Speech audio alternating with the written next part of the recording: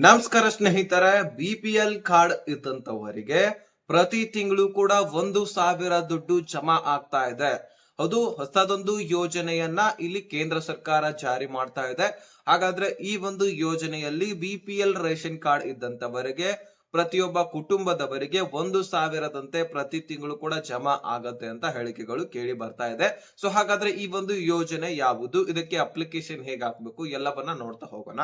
So ಇದರ ಜೊತೆಗೆ ಮನೆಯಲ್ಲಿ ಗ್ಯಾಸ್ ಸಿಲಿಂಡರ್ ಯೂಸ್ ಮಾಡ್ತಾ ಇದ್ರೆ ಈಗಂತೂ ಪ್ರತಿಯೊಂದು ಹಳ್ಳಿಯಲ್ಲಿ, ಮೂಲೆಯಲ್ಲಿ, ಗ್ರಾಮಗಳಲ್ಲಿ, ನಗರ ಪ್ರದೇಶಗಳಲ್ಲಿ ಎಲ್ಲ ಕಡೆನೂ ಕೂಡ ಗ್ಯಾಸ್ ಸಿಲಿಂಡರ್ ಯೂಸ್ ಮಾಡ್ತಾನೆ ಇದ್ದಾರೆ. ಸೊ ಯಾಕಂದ್ರೆ ಕಟ್ಟಿಗೆಗಳು ಕಡಿಮೆ ಇರುವಂತಹ ಒಂದು ಕಾರಣದಿಂದಾಗಿ, ಇಲ್ಲಪ್ಪ ಮಳೆಗಾಲದಲ್ಲಿ ಎಲ್ಲವೂ ಕೂಡ ತೊಯ್ದು ಹೋಗಿರುತ್ತೆ, ಹಾಗಾಗಿ ಗ್ಯಾಸ್ ಸಿಲಿಂಡರ್ ಒಂದ್ ಸ್ವಲ್ಪನಾದ್ರೂ ಬಳಸ್ತಾರೆ, ಯಾವಾಗ ಯೂಸ್ ಆಗುತ್ತೆ ಅವಾಗನಾದ್ರೂ ಅದನ್ನ ಯೂಸ್ ಮಾಡ್ಕೊಳ್ತಾ ಇರ್ತಾರೆ. ಅಂತಹ ಗ್ಯಾಸ್ ಸಿಲಿಂಡರ್ ಅನ್ನ ಯೂಸ್ ಮಾಡ್ಕೊಳ್ತಾ ಇರುವಂತವರಿಗೆ 300 ರೂಪಾಯಿ ಸಬ್ಸಿಡಿ ಸಿಗ್ತಾ ಇದೆ. ಈಗ 1,000 ರೂಪಾಯಿ ನಿಮ್ಮ ಗ್ಯಾಸ್ ಬೆಲೆ ಇತ್ತಂತ ಅನ್ಕೊಳ್ಳಿ, ಅದರೊಳಗೆ 300 ರೂಪಾಯಿ ಕಡಿತಗೊಳಿಸ್ತಾ ಇದೆ ಕೇಂದ್ರ ಸರ್ಕಾರ. 700 ಮಾತ್ರ ನೀವು ಕಟ್ಟಿ ಅದನ್ನ ಗ್ಯಾಸ್ ಪಡಿಬೇಕು, ಅಥವಾ 500 ರೂಪಾಯಿ ಗ್ಯಾಸ್ ಸಿಲಿಂಡರ್ ಬೆಲೆ ಇದ್ರೆ 300 ರೂಪಾಯಿ ಕಡಿತಗೊಳಿಸಿ 200 ರೂಪಾಯಿ ಮಾತ್ರ ನೀವು ತುಂಬಬಹುದು. ಸೊ ಈ ಒಂದು ವಿಷಯವನ್ನು ಕೂಡ ಈ ಒಂದು ವಿಡಿಯೋದಲ್ಲಿ ಚರ್ಚೆ ಮಾಡೋಣ. ಸೊ ನೀವು ಈ ಒಂದು ವಿಡಿಯೋನ ಕೊನೆವರೆಗೂ ವಾಚ್ ಮಾಡಿ, ಚಾನಲ್ಗೆ ಸಬ್ಸ್ಕ್ರೈಬ್ ಮಾಡ್ಲಿಲ್ಲ ಅಂದ್ರೆ ಸಬ್ಸ್ಕ್ರೈಬ್ ಮಾಡ್ಕೊಂಡು ನೋಟಿಫಿಕೇಶನ್ ಆಲ್ ಅಂತ ಸೆಟ್ ಮಾಡಿ. ಈಗ ನಾವು ನೇರವಾಗಿ ಟಾಪಿಕ್ ಗೆ ಬರೋಣ ಸ್ನೇಹಿತರೆ. ಈ ಒಂದು 1,000 ಕೊಡ್ತಕ್ಕಂತಹ ಯೋಜನೆಯ ಬಗ್ಗೆ ನಾನು ನಂತರ ತಿಳಿಸ್ತೇನೆ. ಸೊ ಮೊದಲು ಗ್ಯಾಸ್ ಸಿಲಿಂಡರ್ ಬಗ್ಗೆ ತಿಳಿದುಕೊಳ್ಳೋಣ, ಯಾಕಂದ್ರೆ ಪ್ರತಿಯೊಬ್ಬ ಕುಟುಂಬದವರು ಕೂಡ ಗ್ಯಾಸ್ ಸಿಲಿಂಡರ್ ನ ಬಳಕೆ ಮಾಡ್ತಾ ಇರ್ತೀರಿ. ಹಾಗಾದ್ರೆ ಈ ಗ್ಯಾಸ್ ಸಿಲಿಂಡರ್ ಬಳಕೆದಾರರಿಗೆ ಏನೇನ್ ಸಿಗ್ತಾ ಇದೆ, ಯಾವ ರೀತಿಯಾಗಿ ಸಬ್ಸಿಡಿ ಸಿಗ್ತಾ ಇದೆ, ಇದಕ್ಕೆ ನಾವು ಅಪ್ಲಿಕೇಶನ್ ಹಾಕ್ಬೇಕಾ ಅಥವಾ ನಮ್ಗೆ ಈಗಾಗಲೇ ಸಿಗತ್ತಾ, ಹೇಗೆ ಅಂತ ನೋಡ್ತಾ ಹೋಗೋದಾದ್ರೆ, ಉಜ್ವಲ ಯೋಜನೆಯಲ್ಲಿ ಈ ಗ್ಯಾಸ್ ಸಿಲಿಂಡರ್ ನ 300 ರೂಪಾಯಿ ನಮಗೆ ಸಬ್ಸಿಡಿ ಮುಖಾಂತರ ಕೊಡ್ತಾ ಇದಾರಂತೆ. ಉಜ್ವಲ ಯೋಜನೆಯನ್ನ ಯಾರ್ಯಾರು ಮಾಡಿಸ್ಕೊಂಡಿದ್ದೀರಿ, ಸೊ ನಿಮಗೆ ಈ ಉಜ್ವಲ ಯೋಜನೆಯಲ್ಲಿ 300 ರೂಪಾಯಿ ಸಬ್ಸಿಡಿ ಗ್ಯಾಸ್ ಸಿಲಿಂಡರ್ ಸಿಗ್ತಾ ಇದೆ, ಎಲ್ಲರಿಗೂ ಕೂಡ ಅಲ್ಲ. ಸೊ ಗ್ಯಾಸ್ ಸಿಲಿಂಡರ್ ಅಂತೂ ಪ್ರತಿಯೊಬ್ಬ ಮನೆಯಲ್ಲಿ ಬಳಸ್ತಾ ಇರ್ತಾರೆ. ಅದು BPL ರೇಷನ್ ಕಾರ್ಡ್ ಇದ್ದವರು, APL ಇದ್ದವರು, ಅಥವಾ ಈ ಕಾರ್ಡ್ಗಳೇ ಇಲ್ಲದಂತವರು, ಅಂದ್ರೆ ರೇಷನ್ ಕಾರ್ಡ್ ಟೋಟಲಿ ಇಲ್ಲದಂತವರು ಹೆಚ್ಚಾನೆಚ್ಚು ಗ್ಯಾಸ್ ಸಿಲಿಂಡರ್ ಬಳಸ್ತಾ ಇರ್ತಾರೆ. ಈ ಕಡೆ ಉಜ್ವಲ ಯೋಜನೆಯಲ್ಲಿ ಯಾರು ಅಪ್ಲಿಕೇಶನ್ ಹಾಕಿರ್ತೀರಿ, ಸುಮಾರು ಇಡೀ ದೇಶದಲ್ಲಿ 10 ಕೋಟಿ ಕುಟುಂಬಗಳು ಈ ಯೋಜನೆಯಲ್ಲಿ ಫಲಾನುಭವಿಗಳಿದ್ದಾರಂತೆ. ಸೊ ಟೋಟಲಿ 12,000 ಕೋಟಿ ಸಬ್ಸಿಡಿ ಹಣ ಬಿಡುಗಡೆ ಆಗಿದೆ, ಮಂಜೂರು ಆಗಿದೆ ಕೇಂದ್ರ ಸರ್ಕಾರದಿಂದ. ಸೊ ಹಾಗಾದ್ರೆ ಯಾರ್ಯಾರು ಈಗಾಗಲೇ ಉಜ್ವಲ ಯೋಜನೆಯಲ್ಲಿ ನೀವು ಅಪ್ಲೈ ಮಾಡ್ಕೊಂಡಿದ್ದೀರಿ, ಸೊ ನಿಮ್ಗೆಲ್ಲರಿಗೂ ಕೂಡ ಈಗ 300 ರೂಪಾಯಿ ಸಬ್ಸಿಡಿ ದಂತೆ ಗ್ಯಾಸ್ ಸಿಲಿಂಡರ್ ಸಿಗ್ತಾ ಇದೆ. ಸೊ ಯಾರಿಗೆ ಇಂಟ್ರೆಸ್ಟ್ ಇದೆ, ಉಜ್ವಲ ಯೋಜನೆಯಲ್ಲಿ ಅಪ್ಲಿಕೇಶನ್ ಹಾಕಿದಿರಿ ಅವರಿಗೆ ಸಿಗತ್ತೆ. ಯಾರು ಉಜ್ವಲ ಯೋಜನೆಗೆ ಅಪ್ಲಿಕೇಶನ್ ಹಾಕಬೇಕಂತ ಕಾಯ್ತಾ ಇದ್ದೀರಿ, ಸೊ ನೀವು ಕಮೆಂಟ್ ನಲ್ಲಿ ಉಜ್ವಲ ಯೋಜನೆ ಅಂತ ಕಮೆಂಟ್ ಮಾಡಿ. ಸೊ ಇದಕ್ಕೆ ಅಪ್ಲಿಕೇಶನ್ ಹೇಗೆ ಹಾಕುವುದು, ಒಟ್ಟಾರೆಯಾಗಿ ಇದರಲ್ಲಿ ಫಲಾನುಭವಿಗಳು ನಾವು ಹೇಗೆ ಆಗಬೇಕು, ಯಾಕಂದ್ರೆ ಉಜ್ವಲ ಯೋಜನೆಯಲ್ಲಿ ಫ್ರೀ ಆಗಿ ಗ್ಯಾಸ್ ಸಿಲಿಂಡರ್ ಕೂಡ ಕೊಡ್ತಾ ಇರ್ತಾರೆ ಕೇಂದ್ರ ಸರ್ಕಾರದವರು, ಅಥವಾ ಪೂರ್ತಿಯಾಗಿ ಅರ್ಧಕ್ಕರ್ಧ ಬೆಲೆ 50% ಡಿಸ್ಕೌಂಟ್ ಆಗಿನೂ ಕೂಡ ಕೊಡ್ತಾ ಇರ್ತಾರೆ. ಹಾಗಾಗಿ ನೀವು ಈ ಒಂದು ಉಜ್ವಲ ಯೋಜನೆಯ ಬಗ್ಗೆ ಡೀಟೇಲ್ಸ್ ಬೇಕಾಗಿದ್ರೆ ಕಮೆಂಟ್ ಮಾಡಿ ಉಜ್ವಲ ಅಂತ. ಸೊ ನಾನು ನೆಕ್ಸ್ಟ್ ವಿಡಿಯೋದಲ್ಲಿ ತಿಳಿಸ್ಕೊಡುವಂತಹ ಪ್ರಯತ್ನ ಮಾಡ್ತೀನಿ. ಸೊ ಈಗ ಸದ್ಯಕ್ಕೆ ನಾವು ತಿಳ್ಕೊಳ್ಬೇಕಾಗಿರ್ತಕ್ಕಂತಹ ನ್ಯೂಸ್ ಏನಪ್ಪಾ ಅಂದ್ರೆ, ಪ್ರತಿ ತಿಂಗಳು 1,000 ಸಿಗತ್ತೆ ರೇಷನ್ ಕಾರ್ಡ್ ಇದ್ದಂತವರಿಗೆ ಅಂತ ಮಾಹಿತಿ ಸಿಕ್ಕಿರ್ತಕ್ಕಂಥದ್ದು. ಅದು ಇದು ಕೂಡ ಕೇಂದ್ರ ಸರ್ಕಾರ ಯೋಜನೆ. ಕೇಂದ್ರ ಸರ್ಕಾರದಲ್ಲಿ ಸಾಕಷ್ಟು ಯೋಜನೆಗಳಿದಾವೆ. ಸೊ ಒಂದೊಂದು ನೆನಪೇ ಇರೋದಿಲ್ಲ, ಆ ರೀತಿ ಇಲ್ಲಿ ಯೋಜನೆಗಳಿರ್ತಕ್ಕಂಥದ್ದು. ಬಹಳಷ್ಟು ಫಲಾನುಭವಿಗಳು ಪಡ್ಕೊಳ್ಳೋದಿಲ್ಲನೂ ಕೂಡ, ಯಾಕಂದ್ರೆ ತಲೆ ಕೆಡಿಸ್ಕೊಳ್ಳುವಂತಹ ಅವಶ್ಯಕತೆ ಬೇಡ ಅಂತ ಬಿಟ್ಟಿರ್ತಾರೆ. ರೈತರಿಗಂತೂ ಸಾಕಷ್ಟು ಯೋಜನೆಗಳಿರ್ತವೆ. ಈಗ ಒಂದು ಹೊಸದೊಂದು ಯೋಜನೆ ಬರುವಂತಹ ಲಕ್ಷಣಗಳು ಕಾಣ್ತಾ ಇದೆ. ಸುಮಾರು 1,000 ದುಡ್ಡನ್ನ ಪ್ರತಿ ತಿಂಗಳು ಕೂಡ ಕೊಡ್ತೇವೆ ಅಂತ ಇಲ್ಲಿ ಕೇಂದ್ರ ಸರ್ಕಾರ ಹೇಳ್ತಾ ಇದೆ.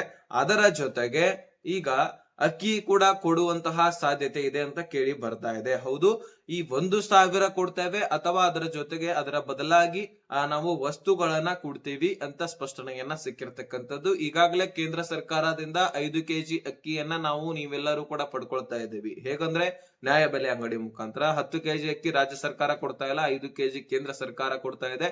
ಇನ್ನು ಉಳಿದಂತಹ 5 ಕೆಜಿ ರಾಜ್ಯ ಸರ್ಕಾರ ಕೊಡ್ತಾ ಇದೆ. ಹಾಗಾಗಿ ಕೇಂದ್ರ ಸರ್ಕಾರದಿಂದನೂ ಕೂಡ ನಮಗೆ 5 ಕೆಜಿ ಸಿಗ್ತಾ ಇರುವಂತದ್ದು. ಸೊ ಈ 5 ಕೆಜಿ ಅಕ್ಕಿಯನ್ನ ನಾವು ಪಡ್ಕೊಳ್ತಾ ಇದ್ದೀವಿ. ಸೊ ಈಗ ಅದರ ಜೊತೆಗೆ 1,000 ದುಡ್ಡು ಬರುತ್ತೆ ಹೊರತು ಅದರ ಬದಲಾಗಿ ವಸ್ತುಗಳು ಸಿಗತ್ತೆ ಅಂತ ಇಲ್ಲಿ ಮಾಹಿತಿ ಸಿಕ್ಕಿರ್ತಕ್ಕಂಥದ್ದು. ಸುಮಾರು 8 ಕೋಟಿಗಿಂತ ಹೆಚ್ಚಿನ ಕುಟುಂಬಗಳಿಗೆ ಈ ಒಂದು ಆಹಾರ ದವಸ ಧಾನ್ಯಗಳು ಹೆಲ್ಪ್ ಒಂದು ಯೂಸ್ ಆಗಲಿದೆ. ಸೊ ಇದರಿಂದ ಬಹಳಷ್ಟು ಕುಟುಂಬಗಳು ಬೆಳವಣಿಗೆಗೆ ಸಬಲೀಕರಣಕ್ಕೆ ಹೆಲ್ಪ್ ಆಗತ್ತೆ ಅಂತ ಕೇಂದ್ರ ಸರ್ಕಾರ ಈ ಒಂದು ನಿಟ್ಟಿನಲ್ಲಿ ಒಂದು ರೂಲ್ಸ್ ಅನ್ನ ಜಾರಿ ಮಾಡಿದೆ. ಇದಕ್ಕೆ ರೂಲ್ಸ್ ಏನೇನಪ್ಪಾ ಅಂದ್ರೆ, ನೀವು 4 ವೀಲರ್ ವಾಹನವನ್ನ ಹೊಂದಿರಬಾರದು. ಯಾಕಂದ್ರೆ ಇದು BPL ರೇಷನ್ ಕಾರ್ಡ್ ಇದ್ದಂತವರಿಗೆ ಮಾತ್ರ. ಓಕೆನಾ. ಅದೇ ರೀತಿಯಾಗಿ ಒಂದು ನಗರ ಪ್ರದೇಶಗಳಲ್ಲಿ 2 ಲಕ್ಷಕ್ಕಿಂತ ಹೆಚ್ಚಿನ ವಾರ್ಷಿಕ ಆದಾಯವನ್ನ ಹೊಂದಿರಬಾರದು. ಗ್ರಾಮೀಣ ಪ್ರದೇಶದಲ್ಲಿ ಕೂಡ 3 ಲಕ್ಷಕ್ಕಿಂತ ಹೆಚ್ಚಿನ ಆದಾಯವನ್ನ ಹೊಂದಿರಬಾರದು. ಸೊ ಈ ರೀತಿ ಗೌರ್ಮೆಂಟ್ ನೌಕರಿಯನ್ನ ಕುಟುಂಬದಲ್ಲಿ ಯಾರು ಕೂಡ ಆಗಿರಬಾರದು. ಅಂತವರಿಗೆ ಈ ಒಂದು ಯೋಜನೆಗಳು ಸಿಗ್ತಾ ಇದೆ.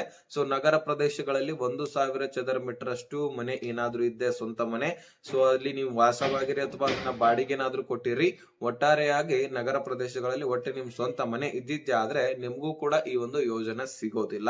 ಸೊ ಒಟ್ಟಾರೆಯಾಗಿ ನೀವು BPL ರೇಷನ್ ಕಾರ್ಡ್ ಗಳಿಗೆ ಎಲಿಜಿಬಲ್ ಇರಬೇಕು. GST ಇನ್ಕಮ್ ಟ್ಯಾಕ್ಸ್ ಪೇರ್ ಮಾಡ್ತಾ ಇರಬಾರದು. ಇಂತಹ ಫಲಾನುಭವಿಗಳಿಗೆ ಈ ದುಡ್ಡು ಸಿಗಲಿದೆ ಅಂತಕ್ಕಂತಹ ಮಾಹಿತಿ ದೊರಕಿದೆ.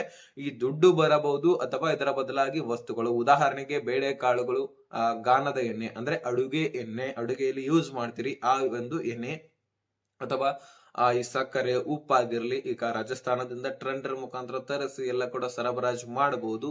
ಈ ರೀತಿ ಸಾಕಷ್ಟು ವಸ್ತುಗಳನ್ನ ಕೊಡಬಹುದು. ಈಗ ರಾಜ್ಯ ಸರ್ಕಾರವೇ ಹೇಳ್ತಾ ಇದೆ, ನಾವು ಅನ್ನಭಾಗ್ಯ ಯೋಜನೆಯಲ್ಲಿ 5 kg ಅಕ್ಕಿ ನಿಲ್ಲಿಸಿದ್ದೆ ಆದ್ರೆ ನಾವು ವಸ್ತುಗಳನ್ನ ಕೊಡ್ತೀವಿ.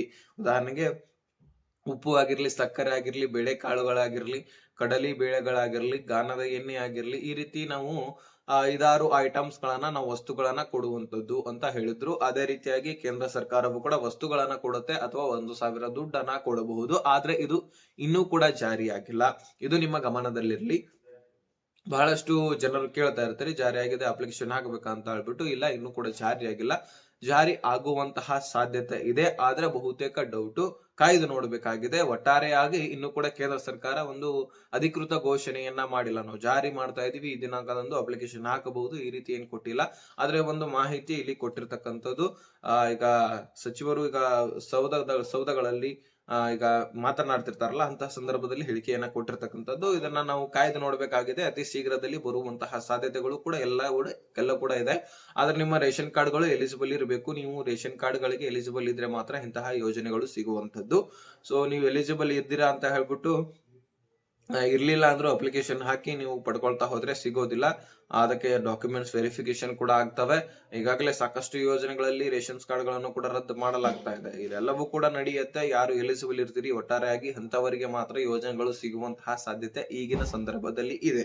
ಯಾಕಂದ್ರೆ ಸರ್ಕಾರ ಲಾಸ್ ಅನುಭವಿಸ್ತಾ ಇದೆ. ಕೇಂದ್ರ ಸರ್ಕಾರ ಅಷ್ಟೇ ಅಲ್ಲ, ನಮ್ಮ ರಾಜ್ಯ ಸರ್ಕಾರದಲ್ಲಿ ನೋಡ್ಬೋದು ನೀವು, ಕೇಂದ್ರದಿಂದ ರಾಜ್ಯ ಸರ್ಕಾರವೇ ಹೆಚ್ಚಾಗಿ ಆರ್ಥಿಕ ಹೊರೆಯನ್ನ ಹೊತ್ಕೊಂಡಿರ್ತಕ್ಕಂಥದ್ದು. ಹಾಗಾಗಿ ಇಲ್ಲಿ ಯಾವ ಯೋಜನೆಯಲ್ಲಿ ಯಾರು ಎಲಿಜಿಬಲ್ ಇರ್ತಾರೆ ಅಂತವರಿಗೆ ಮಾತ್ರ ದುಡ್ಡು ಹೋಗ್ತಕ್ಕಂಥದ್ದು. ಸೊ ಈ ಒಂದು ವಿಷಯ ನಿಮ್ ಮುಂದೆ ಇಡಬೇಕಾಗಿತ್ತು. 2 ಇಟ್ಟಿದ್ದೀನಿ. ಅದಾಗಿದ್ರೆ ನೆಕ್ಸ್ಟ್ ಮಾಹಿತಿ ಅಂಶವನ್ನ ಅಲ್ಲಿ ತನಕ